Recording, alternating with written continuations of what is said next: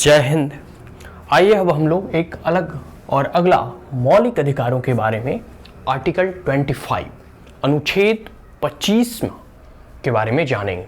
ठीक है, जिसके अंदर कहा गया है कि freedom of conscience and free profession practice and propagation of religion. देखिए, भारत जो है ना आदिकाल से एशियन टाइम से जो है इस विचारधारा कह सकते हैं कि सर्वधर्म समभाव की अवधारणा से जो है कह सकते हैं इस दर्शन से संचालित होता है। जैसे आप देखोगे तो यह भारत की एक कह सकते हैं कि खूबी है, या फिर भारत के प्रशंसा में कई लोग कहते हैं कि भारत में जितने धर्म मनाए जाते हैं, विश्व के हर एक धर्म यहाँ सेलिब्रेट किया जाता है। वो तो एक सेलिब्रेशन हुआ, कई धर्म तो बाहर से आए, जैसे जूइस वगैरह हो गए, मतलब वो दूसरे देश से उनका वहाँ प्रोसिक्यूशन हो रहा था तो भारत में उन्होंने शरण लिया, जैसे दलाई लामा वगैरह।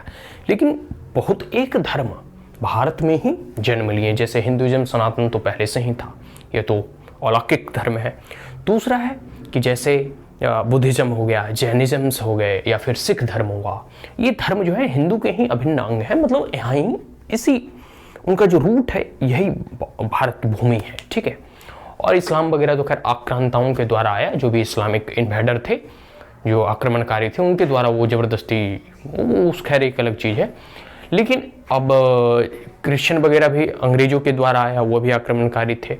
तो ये सब धर्म जो है दूसरे देशों से भारत में फैला, लेकिन यहाँ का भी जो रूट है, यहाँ कई एक धर्म, चार धर्म तो मैं बता दिया, ज्विस वगैरह या फिर ईरान से बहुत लोग जो है आए, मतलब कह सकते हैं कि वहाँ उनका प्रोसिक्यूशंस वगैरह हो रहा था तो भारत में उन्होंने शरण लिया ताकि उनका धर्म बचा रहे। ठीक है, इस प्रकार से कह सकते हैं कि यहाँ कई एक धर्म, ठीक है, एक प्रकार से आप इस प्रकार से मान सकते हैं कि यह एक वैसा उपवन है जहाँ कई तरह के फूल पुष्प खिलते हैं। ठीक है, तो अनुच्छेद 25 के तहत हमें यह अधिकार देता है, मतलब as a citizen of India और फॉरेनर को भी यह अधिकार जो है, फॉरेनर को भी और सिटीजन को भी, मतलब जो इस देश का नागरिक है और जो इस देश से एलियन है, alien in the sense foreigner, विदेशी, उसे भी अपने धर्म, अपने संप्रदाय, अपने फेथ में विश्वास रखने, उसे सेलिब्रेट करने, उसे मानने, उसका प्रचार प्रसार करने और एक प्रकार से कह सकते हैं उसे मनाने के लिए भारत का संविधान एक मौलिक अधिकार के रूप में यह स्वतंत्रता प्रदान करती है। ठीक है, तो freedom of conscience and free profession practice and propagation of religion, इसके कुछ चार टर्म हैं। पहला है कंसाइंस, दूसरा है प्रोफेशन, तीसरा है प्रैक्टिस और चौथा है प्रोपोगेशन। इन चारों टर्मों को हम यहाँ डिस्क्राइब करके एक एक टर्म को जानने का प्रयास करेंगे। सबसे पहला है फ्रीडम ऑफ कंसाइंस। एक प्रकार से कह सकते हैं ना कि यह एक इनर तौर पे जो है चेतना के अवस्था में, मतलब इसमें बाहरी कुछ नहीं है। बहुत लोग ऐसे होते हैं कि जो गॉड में बिलीव करते हैं, बहुत लोग ऐसे होते हैं कि जो गॉड में बिलीव ही नहीं करते। तो चेतना के स्तर पर आप भगवान से अपने आप को कैसे जोड़ते हैं, यह सबके अलग अलग माध्यम हो सकते हैं। कोई हो सकता है माला जपने वाला हो, कोई हो सकता है ध्यान लगाने वाला हो, कोई हो सकता है कि कथावाचक हो, कोई हो सकता हो बस मतलब रामकृष्ण परमहंस की तरह उतना वेद पाठी तो नहीं हो, लेकिन साधारण सा माँ काली की पूजा करता हो, या फिर कैसे भी व्यक्ति एक इंडिविजुअल, एक पर्सनल व्यक्ति, एक इंडिविजुअल आंतरिक तौर पे भगवान को किस प्रकार से देखता है, उनके मन में किस प्रकार, उनके हृदय में किस प्रकार से प्रभु और अपने ईश्वर में वो बिलीव करता है, फेथ करता है, उसकी एक अंदरूनी या फिर निजी इच्छा पे वह डिपेंड करता है। तो वही है freedom of conscience, inner freedom, मतलब आपको अंदरूनी जो तौर पे है स्वतंत्रता दी गई है, जिसमें कि individually mould his relation with the God. हम जो है भगवान को किस दृष्टिकोण से देखते हैं, हम किसकी पूजा करते हैं, किसकी आराधना करते हैं, किसके उपासक है, यह हमारी निजी स्वतंत्रता है। और ये हमारे कह सकते हैं ना कि एक प्रकार से निजी विचार हो सकते हैं, निजी इच्छा हो सकता है। ठीक है, तो यही है कि inner freedom, individual mould his relation, और हम अपना संबंध भगवान से, उस ब्रह्म से किस प्रकार से स्थापित करते हैं, ये हमारी अपनी निजी जो है कह सकते हैं चेतना के स्तर पर एक विचार हो सकता है। दूसरा है right to profess in the sense कि declaration of one's religious belief and faith openly and freely. ठीक है, हम एक देखते हो एक प्रोफेस से ही प्रोफेशन बना है। इस प्रोफेशन में आप करते हैं, आपका टीचिंग प्रोफेशन है, आप एक इंजीनियर हैं, ठीक है, आप एक डॉक्टर हैं, तो डॉक्टर एज ए प्रोफेशन।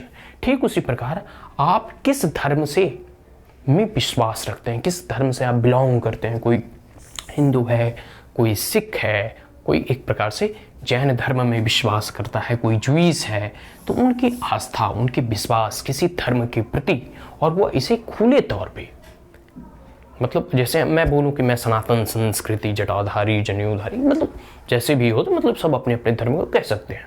कोई बोलेगा कि मैं सिख हूँ, पग धारण करने वाला, कृपाण रखने वाला, मतलब उस प्रकार से। कोई बोलेगा मैं जैन हूँ, दिगंबर, या फिर जो भी श्वेतांबर होते हैं, तो वो अपने धर्म को, वो अपनी आस्था को इस पूरे भारतवर्ष में, जहाँ तक भारत का कानून है, संविधान है, भारत का भूभाग है, वहाँ ओपनली कह सकता है, और उसे उसमें कोई उसकी बाध्यता नहीं होगी। ठीक है, फेथ ओपनली एंड फ्री, मतलब मुक्त रूप से।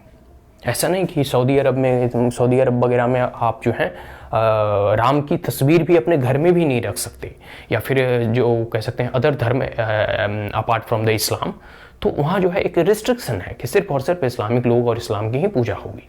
पाकिस्तान में एक इस्लामिक कंट्री है, तो वहाँ का धर्म और भारत का धर्म में, मतलब यहाँ जो है ओपनली अपने धर्म का प्रचार प्रसार और मानने, उस पर बिलीव करने और नहीं भी बिलीव करने, मतलब आस्तिक भी लोगों को यहाँ शरण दी गई है। मतलब वहाँ वो आस्तिक तो जो लोग हो गए वो धर्म पे बिलीव करेंगे।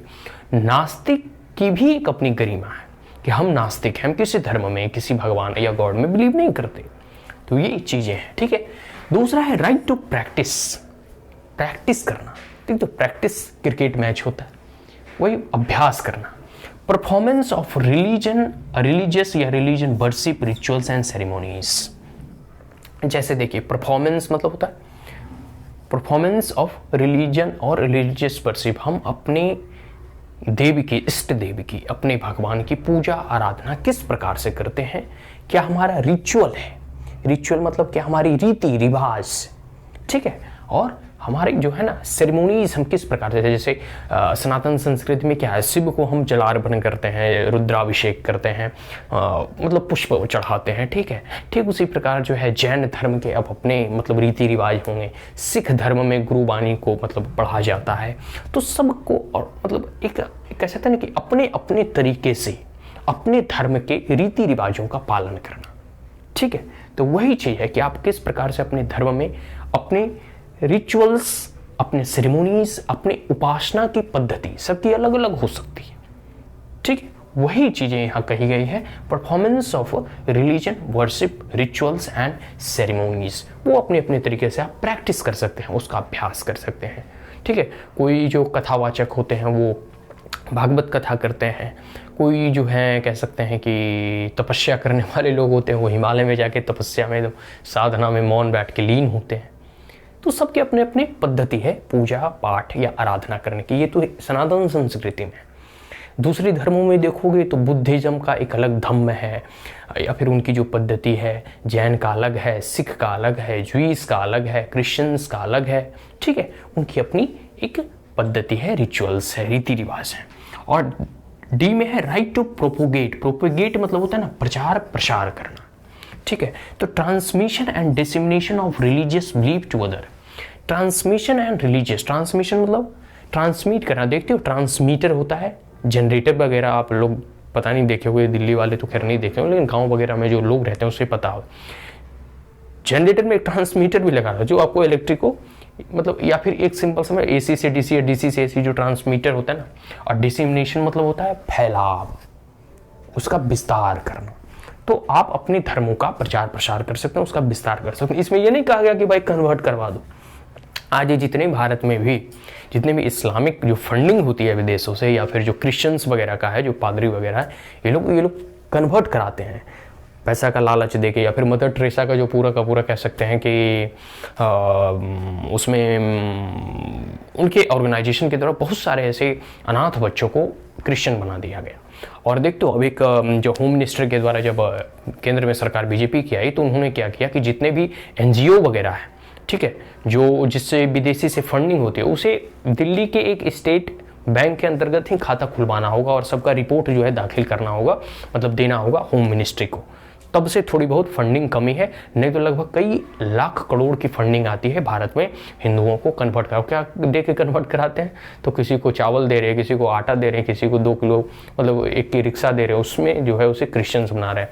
आप देखोगे तो पूरे के पूरे नॉर्थ ईस्ट इंडिया में कई लोगों का जो है आदिवासी पीपल्स होते हैं, उनका धर्म परिवर्तन करा दिया गया। एक प्रकार से जो है ना कि भारत में यह जो षड्यंत्र है या कांग्रेस के पीरियड में बहुत अधिक चला था, खैर अब धीरे धीरे वो कम रहा है। आगे, rights are subjected to public order. लेकिन देखिए, मैंने पहले ही बताया कि कोई भी फंडामेंटल राइट, कोई भी मौलिक अधिकार एब्सोल्यूट इन नेचर नहीं है। ठीक है, कोई भी मौलिक अधिकार एब्सोल्यूट इन नेचर नहीं है, उसमें कुछ ना कुछ पब्लिक ऑर्डर, सोसाइटी में हार्मोनी बना रहे, इसके लिए कुछ रिस्ट्रिक्शंस मतलब कुछ पाबंदी भी लगाए जाते हैं। ठीक है, तो कुछ एक्सेप्शन भी होते हैं। तो right are subjected to public order. अगर कोई ऐसे रीति रिवाज जो पब्लिक लॉ एंड ऑर्डर के लिए एक कह सकते हैं डिसस्टेबिलिटी क्रिएट कर रहा है, उस परिस्थिति में जो है आपके कुछ रिचुअल्स पे बैन लगाया जा सकता है। जैसे देखो, कई बार ऐसा होता है कि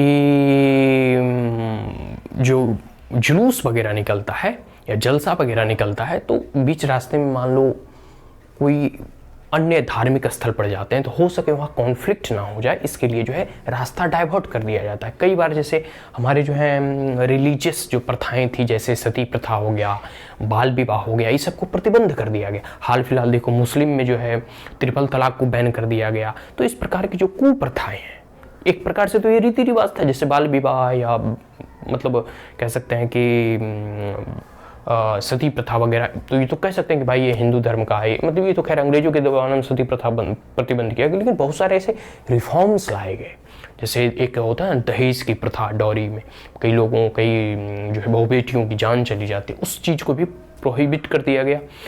तो एक प्रकार से जो है यह था तो हिंदू ही संस्कृति का, सनातन संस्कृति का, लेकिन फिर धीरे धीरे इसमें जैसे जैसे सोसाइटी रिफॉर्म्स होता है, जैसे जैसे लोगों की चेतना बढ़ती है, उनके कह सकते हैं सोचने समझने की एक कैपेसिटी कह सकते हैं का एक रिवोल्यूशन के जरिए, रिफॉर्म्स के जरिए उसमें बदलाव लाए जाते हैं।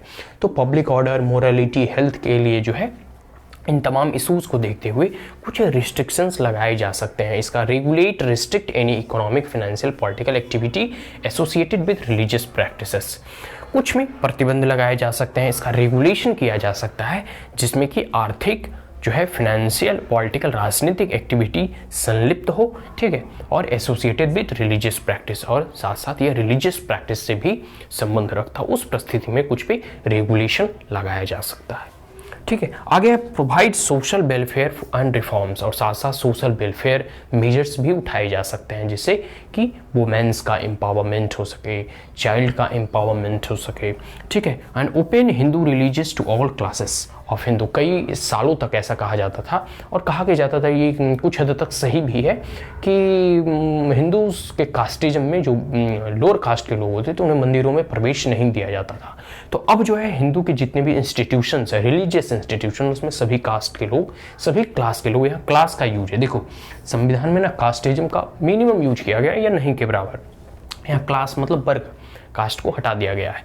क्लास और कास्ट इस चीज़ में जो है, क्लास इसलिए मतलब एक क्लास का एक स्टैंडर्ड है, इससे मतलब कोई जाति सूचक शब्द नहीं आते हैं। तो मतलब एक क्लास के लोगों को जो है संविधान में मंदिरों में प्रवेश नहीं दिया जाता था। तो संविधान के जरिए एक रिफॉर्म्स लाने का प्रयास किया गया, और जितने भी रिलीजियस इंस्टीट्यूशन थे सनातन संस्कृति के, और जो भी हिंदू धर्म के उपासक थे, उन्हें मंदिरों में प्रवेश दिया गया, ताकि वह भी अपने इष्ट देव की उपासना कर सके। यह जो है सिटीजन और फॉरेनर दोनों के लिए कह सकते हैं कि फंडामेंटल राइट अवेलेबल है। इसके बारे में हम लोगों ने चर्चा कर ही दिया था। तो अनुच्छेद 25 freedom of conscience and free profession, practice and propagation of religion, is that clear? पूरा का पूरा हम लोगों ने इसे कर लिया। फ्रीडम ऑफ कंसाइंस के बारे में पढ़ा, right to profess, right to practice, right to propagate and right to subject of public order, morality, health, regulate and restrictions के बारे में भी जाना, एंड सोशल वेलफेयर के लिए मेजर्स और स्टेप्स भी उठाए जा सकते हैं। ठीक है, जैसे बहुत सारे विडोरी मैरिज पहले हिंदू में नहीं होता था, अब उसे लागू कर दिया गया है। तो इस प्रकार से स्टेप्स उठाए गए हैं। फिर गर्ल चाइल्ड एजुकेशन के लिए स्टेप्स उठाए गए हैं। डॉरी को कह सकते हैं एक प्रकार से प्रोहिबिट किया गया, तो बहुत सारी ऐसी रीतियां थी जो कि गलत थी, जो समाज के अपलिफ्टमेंट में जो है एक बाधक के रूप में वो कार्य कर रहा था। मतलब होता है बहुत सारे ऐसे रिस्ट्रिक्शन, जैसे एक समय होता था कि बलि वगैरह बहुत अधिक पड़ते थे, लेकिन अब वो थोड़ा बहुत उसमें रिस्ट्रिक्शंस आए हैं। ठीक है, तो ये चीज़ें हैं हम लोगों ने पढ़ा। अब हम लोग आर्टिकल 26 पढ़ेंगे। ठीक है, आज के लिए इतना ही। And now we are going to sum up this class. If you are the first time on my channel, then like it, share it, as well as subscribe it. Also press the bell icon. If there were any queries, comment, suggestion, advice, you may comment in the comment box. That's all. Thank you once again. Have a great day.